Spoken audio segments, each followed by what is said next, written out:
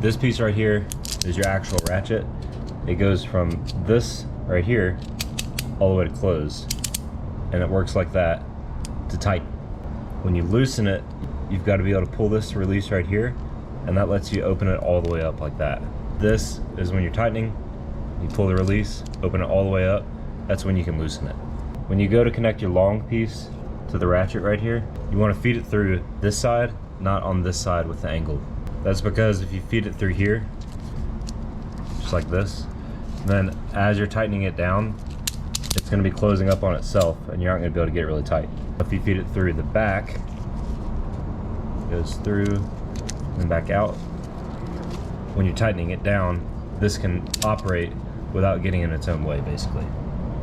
To feed this in through, you're going to look for this opening that's right in here.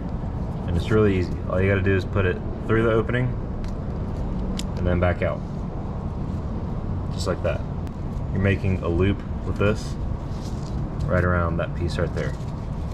So now you can feed this through. And the basic operation is that you pull this in until it's tight.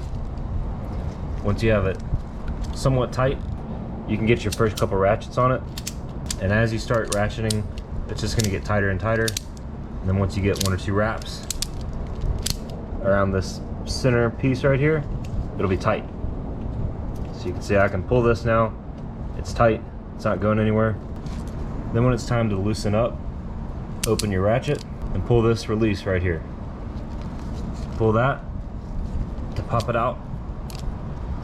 So now with it in this position, you just pull really hard on this end or this end, doesn't really matter, but you're gonna have the most slack right here. So just pull this one. That undoes the wraps. And now you're back to just a simple loop, and you can pull this all the way out. Let's actually put it to use now. Basically, I'm gonna be attaching the ratchet strap from this eye hole right here over to this one right here. And this is what I'm starting with, which this is about 7 feet long and it's way too short right now. So remember to lengthen it out. You've got these 2 pieces, grab the one with the hook attached to it, right there. Put some tension on it and then extend this out. So pull the release, push it out, and then give it a yank. And then now it's loose. So I'm gonna stretch it out, make it a lot longer. And let's say we're gonna start it right around here. You're gonna wanna end with the ratchet side. So start with the really long end right here. And you wanna keep tension on this once you have it hooked into spot, so the hook doesn't fall out. This one in particular has a really handy latch right here that's not gonna let it fall out, but it's good practice to keep tension on it.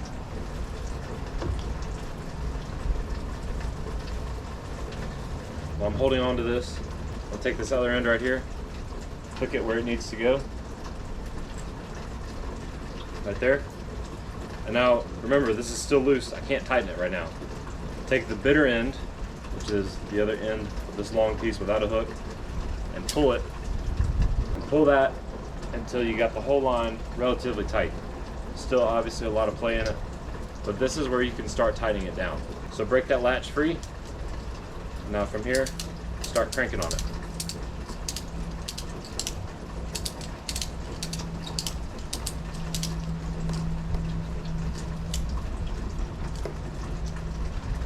If you're driving down the road or something, try to keep this flat just like this. And make sure to tie off this extra piece somewhere that's not going to get caught on anything else or around the wheel or anything like that. And then to release from here is pretty tight. Push this button right here, latch release. That lets you open it all the way up. And then once you break that, it's going to break the tension. And there you go. Now it's loose again. One thing you want to watch out for is this right here, where it gets all twisted up. And as you start pulling it, it overlaps on itself. It's gonna make it a lot weaker, and when you wrap it up, you're not gonna be able to get as many turns on it. If this does happen, just pull it out until it gets flat again, and then pull it back through, keeping it flat the whole time. This right here is what you don't want, that I was talking about, the hook possibly slipping out, especially when you're driving. If you don't have this latch right here, and most of them don't, there's a good chance that this hook can slip out of place, especially if it's not on a ring like this. If it's just kind of hooked over the top of something, this can come out pretty easily. So you definitely want this slack out of it and for it to be pretty tight. Another really cool feature that you should look for if you're buying ratchet straps is that some of them will have built-in loops right here in the strap, so that way you can wrap it around something just like a table leg and loop it into so it hooks in right here.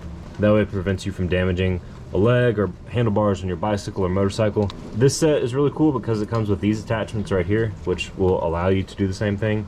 Basically, you just wrap that strap around, and then now with the hook, you hook into both of these, and now your connection point isn't the metal hook right here. You've got this strap that's wrapped around it, and again, you don't have to worry about this coming off. I'll put a link to this one that I used for the video. And the really cool thing about it, again, is this extra attachment piece, and that these hooks are not going to back out of wherever you hook them into. They also come in a carrying case, which is also really neat. You can keep these organized in your car, truck, or whatever. And it even came with a few stickers. So there you go. That's the basics of a ratchet strap. Don't be scared of it. It just takes a couple times practicing it and getting used to it. Definitely handy to have around, and it doesn't hurt to have one or two in the back of your car or truck.